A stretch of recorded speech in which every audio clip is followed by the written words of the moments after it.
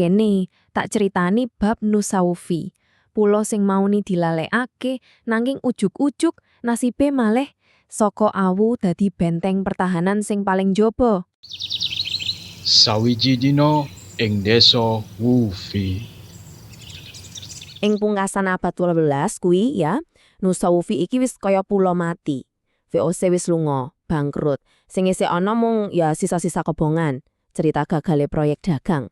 Pokoke pulo sing wis dibuang wis ora dianggep babar blas. Nanging adoh banget saka Nusawufi, ing Paris ana wong sing lagi nggambar peta donya anyar. Jenenge Napoleon. Lan percaya apa ora? Apa sing dilakoni Napoleon ing Eropa bakal ngowahi nasibe pulo cilik sing wis lali iki selawase. Saka sing maune au, ujuk-ujuk dadi krojon. Ceritane yo ngene.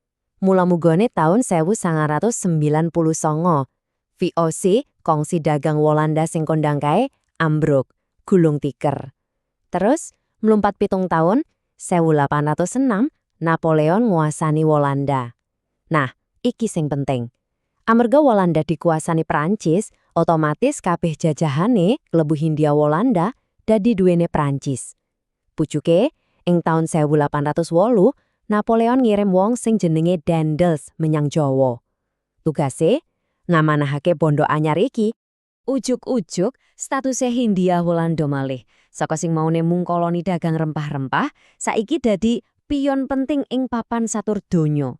Bayangke wae saiki tlatah iki dadi sumber duit lan logistik kanggo perang geden-gedenane Napoleon nglawan mungsuh bebuyutane, yaiku Inggris.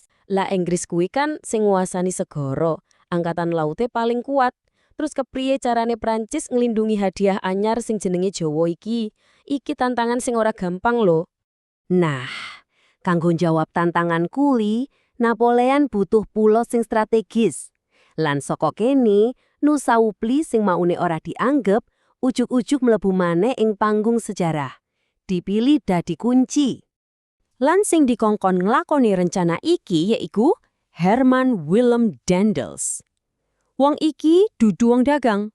Daendels teka menyang Jawa kanggo perang. Misinya cuma siji, cetha banget saka Napoleon. Pertahanake Jawa saka Inggris. Titik. Ora peduli carane. Lah, ing rencana gedene Daendels iki, Nusawufi bali maneh. Pulo Suwung iki dumadakan dadi penting banget. Posisine ing pesisir kidul, wah dianggep pas banget dadi tameng, dadi benteng pertahanan paling ngarep kanggo ngadangi Inggris nek arep nyerang jantunge Jawa. Rencanane Daendels ya iku ngowahi pulo iki dadi pangkalan angkatan laut cadangan. Tapi ana masalah. Penduduk asline kan wis ora ana. Jadi piye?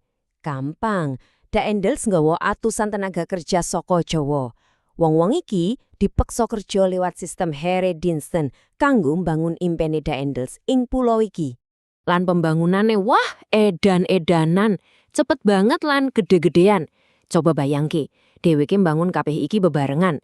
Pelabuhan Nusawufi kanggo kapal perang, merkusuar dhuwur kanggo panduan kapal, benteng Bonaparte sing megah, barak-barak kanggo prajurit, gudang logistik sing gede-gede, lan sing ora kalah penting, embung utawa waduk ing tengah pulau kanggo nyediani banyu resik. Komplit. Lan saka kringet, lan tenagane para pekerja peksa kuwi, tuwuh benteng sing megah banget saka awu. Benteng sing dibangun dudu kanggo wong Nusawufi, nanging kanggo perang sing adohe ewonan mil, perang antara Prancis lan Inggris. Ing wektu sing padha, lahir uga tatanan masyarakat sing babar blas anyar ing Nusawufi. Ayo digoleki. Daendels iki ora mung mbangun benteng watu lho, dheweke uga mbangun tentara. Para pekerja pribumi sing dianggep proso lan kuat, dijupuk terus diowahi dadi prajurit. Modele ya tentara Napoleon.